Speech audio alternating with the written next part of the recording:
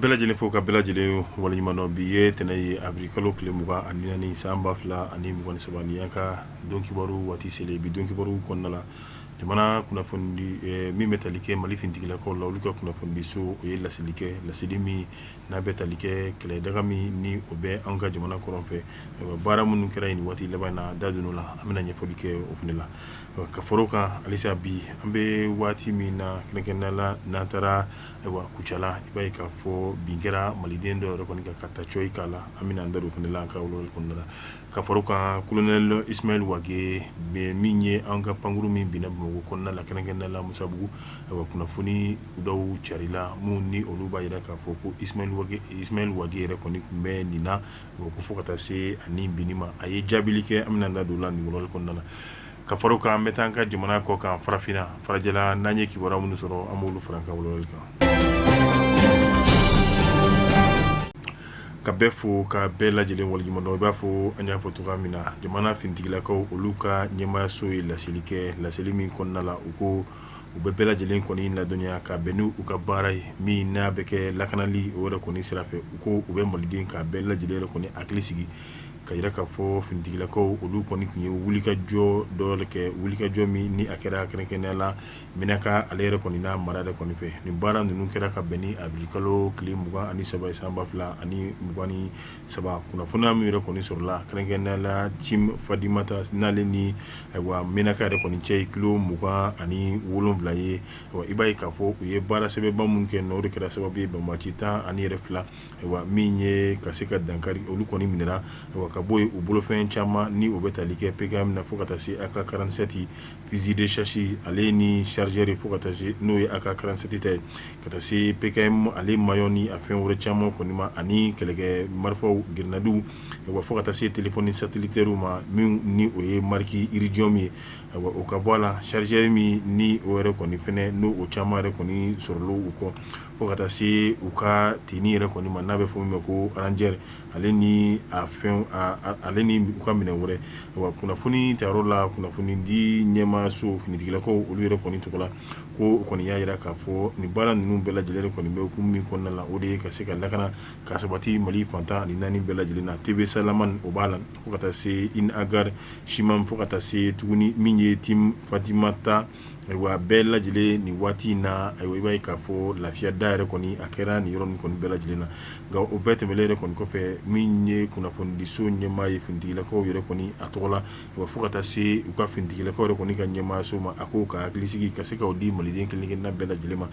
mali findila ko barami nu ba kanka ke u ba don nga o fenete melen ko fe wedde me ka se ka nyini malidin kelin na bela jelen fe mana bamba ci jien fo fa i ka se ka ayira minye aywa ka se ka to findila ko olu be se ka wulika joni chesri ko fo ngabo to kamna mima to jamana re fantan la nani bela jelen la kana be sabati to kamna iba fo anya foto kamina ambe to jamana konnala alisa ambe ta kuchala ka beni kari doye agricolo klimuga ani saba samba flani mwan saba sufenege kanye muga wati re Abdou Maiga ni ale jurabai commerçant do aywa iba ta choi koni okera ale la kuchala re koni du konnala nga abekala yoro mina okera ka soro abe misire re koni dala mamunu re koni yeni bara nuke aywa iba ka fo ukoni tarani Abdou Maiga nga manu re fene ubuguna tige wore koni o maseka don alisa ambe wati mina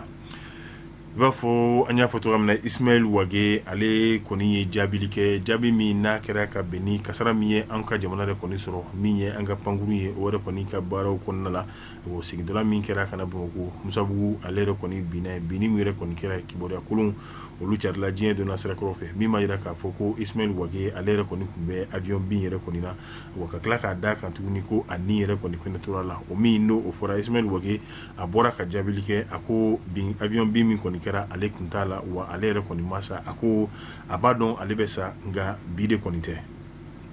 ametanka jamana ko kan krenken la Burkina Faso olu ka fintigilakaw fɛnɛ ka wuli ka jɔ fanga yɛrɛ kɔni bonyana kɛrɛnkɛrɛnnenya la banbaciw k'olu to ɲɔgɔn yɛrɛ kɔni na u ka dugu min bɛ ko Zembaougo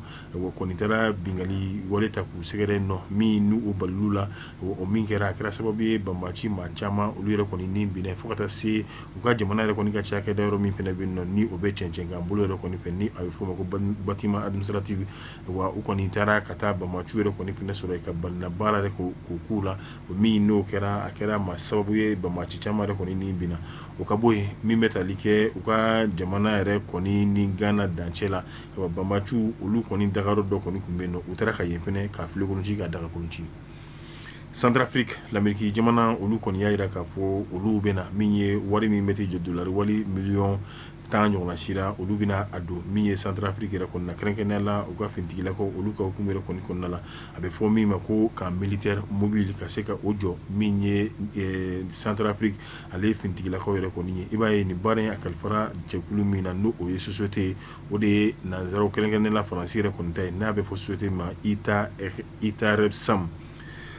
an bɛ taa irisi jamana kan olu ka minisiri min ka baara bɛnnen b'u ka jamana ni jamana wɛrɛ cɛ ko ɲɛw olu yɛrɛ bɛɛ lajɛlen yɛrɛ kɔni ɲɛnɛbɔli ma a kɔni ye a jira k'a fɔ ale ka jamana tɛ yafa wa u tɛna ɲinɛ yɛrɛ kɔni l'Amérique jamana yɛrɛ kɔni kɔ ale kan ka taa taama la min ye Amérique jamana yɛrɛ kɔni kɔnɔna la kɛrɛnkɛrɛnnenya la ka bɛn ni diɲɛ keleyatɔ ma u ka ɲɔgɔn ye tɛnɛn ani tarata wa ani journaliste minnu yɛrɛ kɔni kun kan ka taa l'Amérique jamana a maa ɲɛmaw olu yɛrɛ kɔni y'a jira k'a fɔ ko olu journaliste yɛrɛ kɔni tɛ taa o kama Sergei Lavrov kɔni y'a jira k'a fɔ olu ma ɲinɛ wa u tɛna yafa fiyewu l'Amérique jamana yɛrɛ kɔni ka bɛn ni u ka wale ka ɲɛsin ale ka jamana a journaliste ma ni ne fɛnɛ bɛ dan sigi an ka bi don kibaru la tugunɲɔgɔn kɔ min n'a b'o kɛla ni anw ye k'o jidi k'o caya ka diya ninnu k'olu cari diɲɛma bɛ se ka kunnafoni sɔrɔ cogoya min na an b'a fɔ a k'an bɛn diɲɛ waati wɛrɛ